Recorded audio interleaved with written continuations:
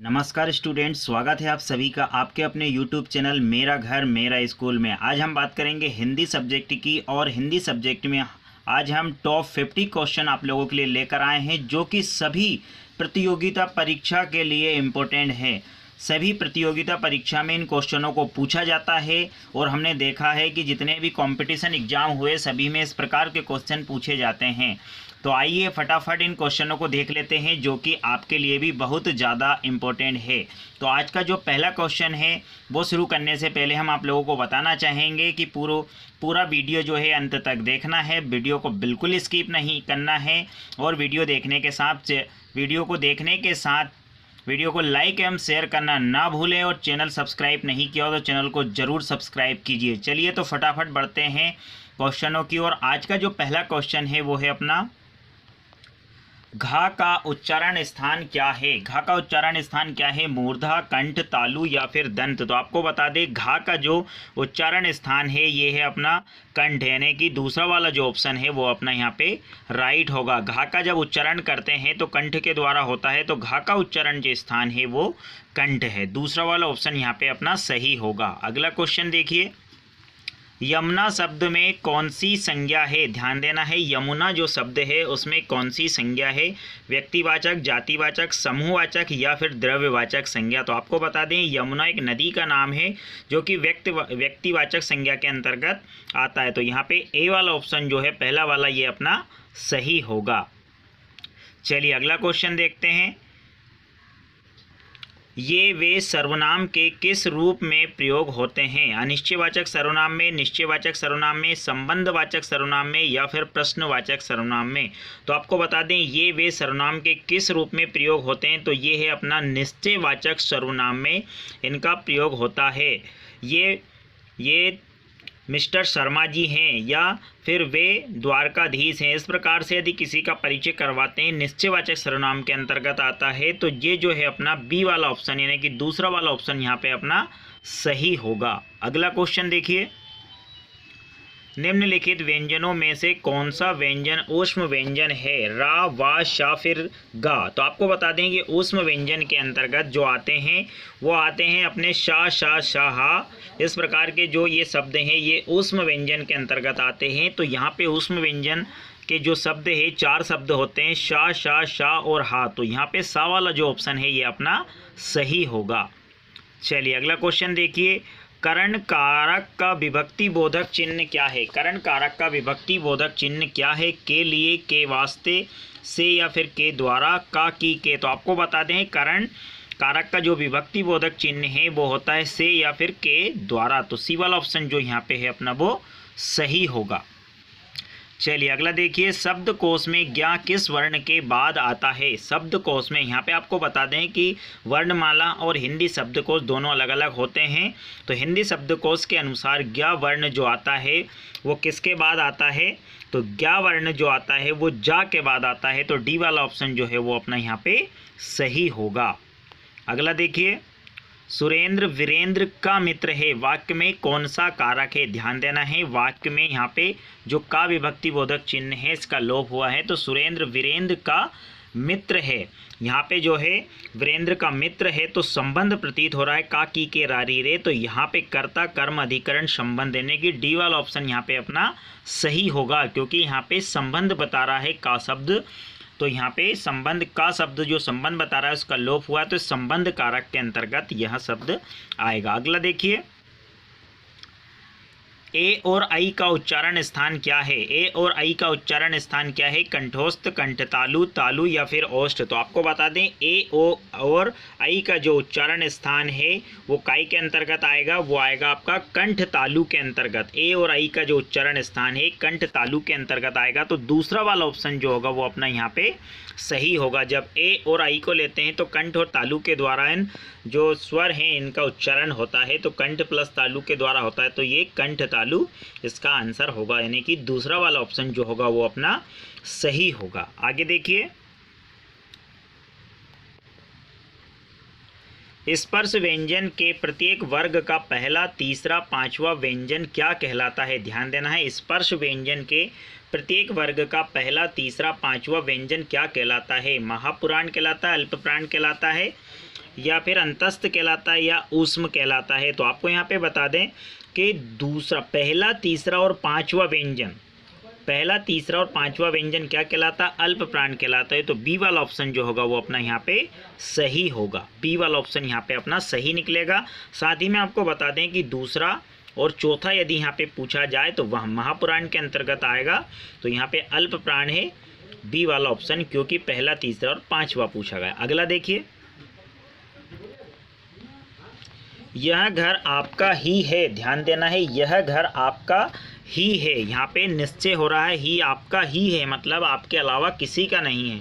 पुरुषवाचक, निश्चयवाचक, अनिश्चयवाचक सर्वनाम या संबंधवाचक सर्वनाम? तो आपको बता दिए निश्चयवाचक सर्वनाम के अंतर्गत आएगा, यानी कि दूसरा वाला ऑप्शन जो होगा वो अपना यहाँ पे सही होगा। आगे देखिए, वर्ग के द्वितीय व चतुर्थ व्यंजन क्या कहलाते हैं? अभी हमने बताया था ऊपर आपको, वर्ग के द्वितीय व चतुर्थ व्यंजन क्या कहलाते हैं?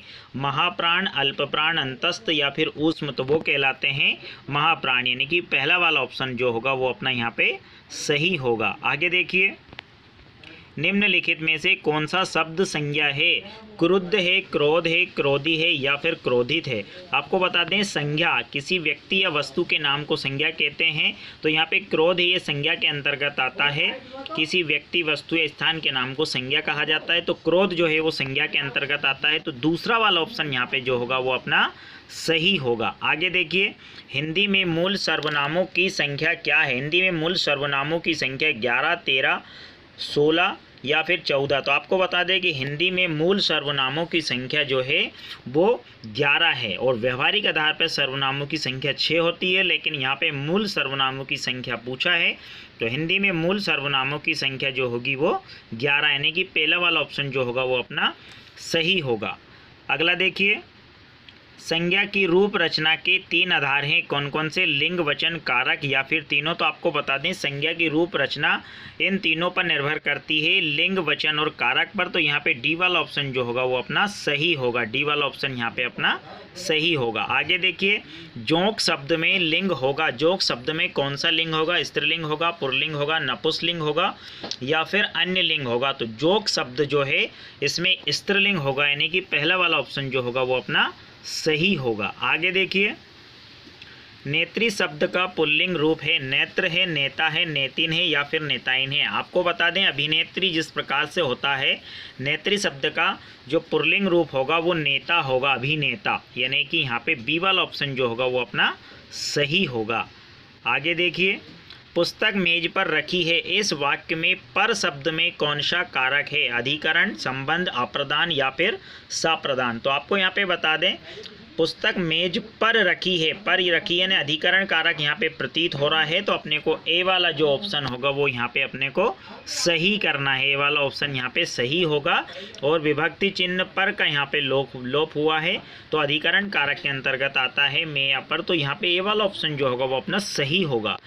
आगे देखिए, विभक्ति किसे कहते हैं? क्रिया के पूर्व लगने वाले चिन्ह को, संज्ञा या सर्वनाम के आगे लगने वाले चिन्ह को, संज्ञा की विशेषता बताने वाले प्रत्यय को या शब्द के बाद लगने वाले प्रत्यय को। तो विभक्ति किसे कहते हैं? विभक्ति कहते हैं संज्ञा सर्वनाम के आगे लगने वाले चिन्ह को, यानी दूसरा वाला ऑप्शन जो होगा वो अपना यहाँ पे एकदम सही होगा। आगे देखिए, समाचार पत्रों के नाम कौन सी संज्ञा के अंतर्गत आते हैं? समाचार पत्रों के नाम जातिवाचक, व्यक्तिवाचक, भाववाचक, समूहवाचक।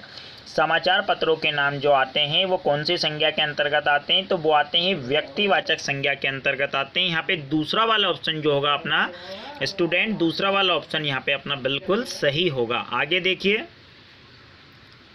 घोष का अर्थ क्या है? घोष का अर्थ नाद होता है, नंदी होता है या फिर नाद होता है या नदी होता है? तो आपको बता दें घोष का जो अर्थ होता है वो नाद होता है, यानी कि सी वाला ऑप्शन यहाँ पे अपना सही होगा।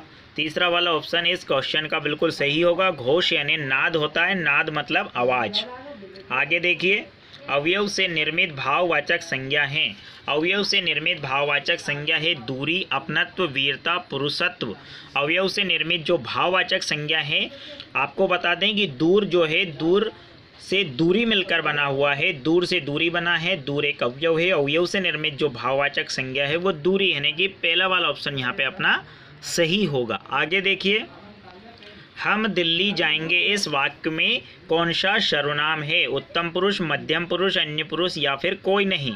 तो आपको बता दें, हम दिल्ली जाएंगे, हम यहाँ पे जो है हम यहाँ पे लिखा हुआ है, तो हम दिल्ली जाएंगे, तो यहाँ पे उत्तम पुरुष हम या मतलब में, तो उत्तम पुरुष सर्वनाम यहाँ पे प्रतीत हो रहा है, तो ए वाला ऑप्शन जो होगा वो अपना यहाँ पे सही होगा। आगे देखिए, सर्वनाम के साथ प्रयुक्त होने वाली विभक्ति होती है विश्लिष्ट, संश्लिष्ट, अपश्लिष्ट या फिर इनमें से कोई नहीं? तो आपको बता दें, संज्ञा के साथ प्रयुक्त होने वाली विभक्ति विश्लिष्ट कहलाती है और सर्वनाम के साथ प्रयुक्त होने वाली विभक्ति संश्लिष्ट कहलाती है, यानी कि दूसरा वाला जो ऑप्शन है वो यहाँ पे अपना सही होगा, संश्लिष्ट अपना राइट आंसर होगा।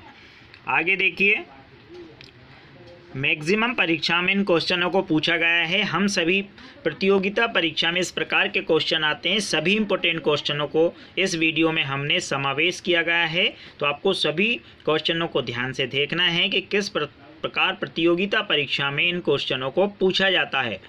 आगे देखिए, पक्षी शब्द में लिंग होगा, पक्षी शब्द स्त्रीलिंग है, पुल्लिंग है, नपुंसकलिंग है या फिर अन्य लिंग है? तो पक्षी जो शब्द है वो हमेशा पुल्लिंग के अंतर्गत आता है, तो यहाँ पे दूसरा वाला ऑप्शन जो होगा वो अपना यहाँ पे सही होगा। आगे देखिए, हिंदी में लिंग का निर्धारण किससे होता है? हिंदी में लिंग का निर्धारण संज्ञा से, सर्वनाम से, क्रिया से या फिर प्रत्यय से? तो आपको बता दें, हिंदी में लिंग का निर्धारण संज्ञा से होता है। कैसे होता है? संज्ञा से, यानी कि ये वाला ऑप्शन जो होगा वो अपना यहाँ पे सही होगा। आगे देखिए, अनुस्वार किन ध्वनियों को कहा जाता है? अनुस्वार जो है किन ध्वनियों को कहा जाता है? तो यहाँ पे आप सभी को ध्यान देना है, अनुस्वार किन ध्वनि को कहा जाता है? स्वर के साथ आने वाली ध्वनि को, व्यंजन के साथ आने वाली ध्वनि को, स्वतंत्र रूप से उच्चारित ध्वनि को या फिर स्वर के बाद आने वाली ध्वनि को? तो अनुस्वार जो है स्वर के बाद आने वाली नासिक ध्वनि को कहा जाता है, यानी कि डी वाला ऑप्शन जो होगा वो यहाँ पे अपना सही होगा। आगे देखिए, हिंदी वर्णमाला में स्पर्श व्यंजनों की संख्या कितनी होगी? हिंदी वर्णमाला में स्पर्श व्यंजनों की संख्या 33 है, 25 है, 27 है या फिर 24 है? तो हिंदी वर्णमाला में स्पर्श व्यंजनों की संख्या 25 होती है। यहाँ पे का से लेके माँ तक जो शब्द आते हैं वो स्पर्श व्यंजन के अंतर्गत आते हैं विद्यार्थियों।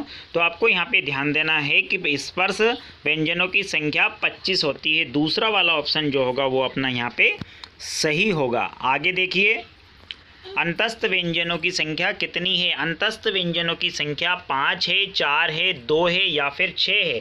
तो आपको यहाँ पे बता दें, अंतस्थ व्यंजन के अंतर्गत जो है या, रा, ला और वा। एक बार फिर से ध्यान देना है, अंतस्थ व्यंजनों के अंतर्गत जो शब्द आते हैं या, रा, ला और वा आते हैं। तो यहाँ पे 4 व्यंजन आते हैं अंतस्थ व्यंजनों के अंतर्गत, तो दूसरा वाला ऑप्शन जो होगा वो अपना यहाँ पे सही होगा। आगे देखिए, गीदड़ का स्त्रीलिंग क्या होगा? गीदड़िया, गीदड़ी, गीदड़िन या फिर गीदड़िन? तो आपको बता दें, गीदड़ का जो स्त्रीलिंग होता है वो होता है गीदड़ी, यानी कि दूसरा वाला ऑप्शन अपना यहाँ पे सही होगा। आगे देखिए, वाक्य में जिस शब्द का संबंध क्रिया से होता है उसे कहते हैं वचन, सर्वनाम, कारक या फिर विभक्ति? तो उसे कहते हैं कारक। आपको यहाँ पे बता दें कि वाक्य में जिस शब्द का संबंध क्रिया से होता है उसे कारक कहा जाता है, यानी कि सी वाला ऑप्शन यहाँ पे अपना सही होगा। आगे देखिए, संज्ञा या सर्वनाम के जिस रूप से क्रिया का आधार, आश्रय, समय या शर्त सूचित होता है उसे कहते हैं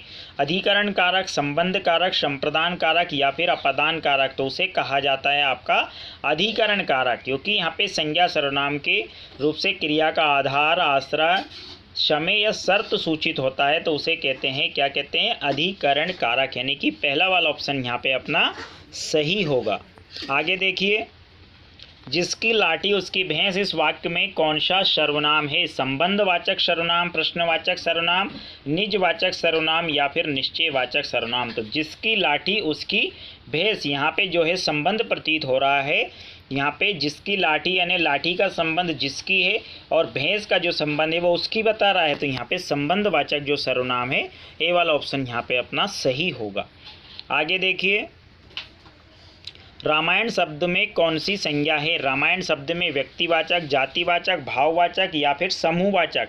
तो रामायण शब्द में जो है ये ग्रंथ का नाम है और ग्रंथ का जो नाम है वो व्यक्तिवाचक संज्ञा के अंतर्गत आता है, यानी कि पहला वाला ऑप्शन जो होगा वो यहाँ पे अपना सही होगा। आगे देखिए,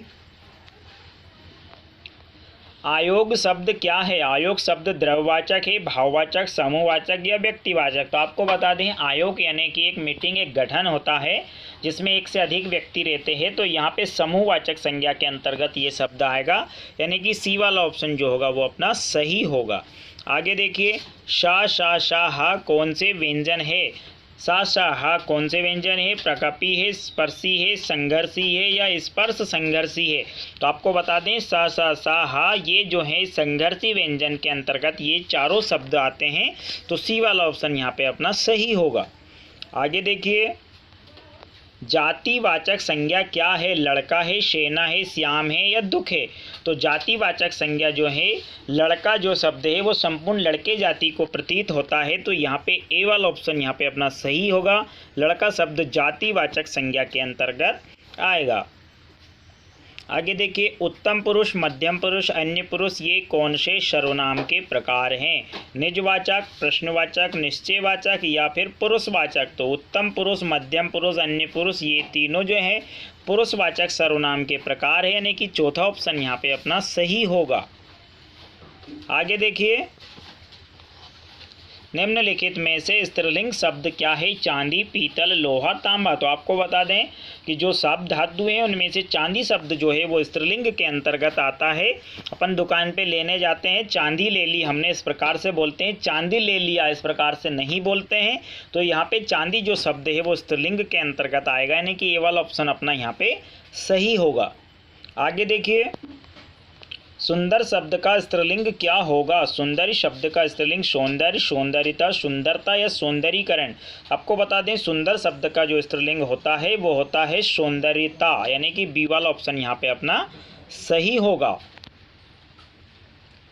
आगे देखिए, राम ने बाण से बाली को मारा, इस वाक्य में बाण से में कौन सा कारक है? तो आपको बता दें, यहाँ पे से विभक्ति आई है, तो यहाँ पे अपने को बिल्कुल कंफ्यूज नहीं होना है। यहाँ पे अपने को फटाक से बता देना है कि से विभक्ति करण कारक के अंतर्गत आती है, तो यहाँ पे सी वाला ऑप्शन जो होगा वो अपना सही होगा। आगे देखिए, किस वाक्य में अपादान कारक नहीं है? यहाँ पे नहीं पे अपने को ध्यान देना है। अपादान कारक कौन से वाक्य में नहीं है? नम्रता से बात करो, आपने मुझे हानि से बचाया, हिरन शेर से डरता है, मैं पंजाब से आया हूँ। तो यहाँ पे जो है नम्रता से बात करो, ये जो पहला वाला ऑप्शन है इसमें अपादान कारक नहीं आया, यानी कि पहला वाला ऑप्शन अपना सही है। आगे देखिए, शब्दकोश में त्रा किस वर्ण के बाद आता है? आपको फिर से यहाँ पे बताना चाहूँगा कि हिंदी वर्णमाला और हिंदी शब्दकोश ये दोनों अलग अलग चीज़ है। तो यहाँ पे हिंदी शब्दकोश के अंतर्गत जो त्रा आता है ये ता के बाद आता है, यानी कि सी वाला ऑप्शन जो होगा वो यहाँ पे अपना सही होगा। आगे देखिए, व्यंजन को अन्य किस नाम से जाना जाता है? हल, अच, लुत, मूर्धन्य? तो आपको बताते हैं व्यंजन को संस्कृत में हल नाम से भी जाना जाता है, तो यहाँ पे आ वाला ऑप्शन यहाँ पे अपना सही होगा। आगे देखिए, इंगा, इया, अणा और ना और माँ का उच्चारण स्थान क्या है? कंठ है, तालु है, नासिका है या फिर ओष्ठ है? आपको बता दें, इन शब्दों का जो उच्चारण स्थान है वो नासिका के अंतर्गत आता है, तो सी वाला ऑप्शन जो है वो अपना यहाँ पे सही होगा। आगे देखिए, गुरु शब्द में संज्ञा के किस रूप का प्रयोग हुआ है? जातिवाचक, भाववाचक, व्यक्तिवाचक या फिर द्रव्यवाचक? तो गुरु शब्द जो है संपूर्ण गुरु जाति का बोध कराता है, तो यहाँ पे जातिवाचक संज्ञा होगी। पहला वाला ऑप्शन जो है वो अपना यहाँ पे सही होगा। आगे देखिए, चारपाई पर भाई साहब बैठे हैं, इस वाक्य में चारपाई पर शब्द किस कारक के अंतर्गत आता है? करण, संप्रदान, संबंध, अधिकरण? तो जो ये आता है ये शब्द ये किसके अंतर्गत आता है? तो ये जो शब्द आता है चारपाई पर, में या पर काय के अंतर्गत होता है, तो में और पर अधिकरण कारक के अंतर्गत होता है, तो यहाँ पे डी वाला ऑप्शन जो है वो अपना सही होगा। आगे देखिए, कौन दूध ला रहा है, इस वाक्य में कौन सा सर्वनाम है? यहाँ पे ध्यान देना है, कौन दूध ला रहा है, कौन पे यहाँ पे ध्यान देना है। निश्चयवाचक, अनिश्चय, प्रश्नवाचक या निजवाचक। तो यहाँ पे कौन दूध ला रहा है प्रश्न पूछा गया है, तो सी वाला ऑप्शन यहाँ पे अपना सही होगा।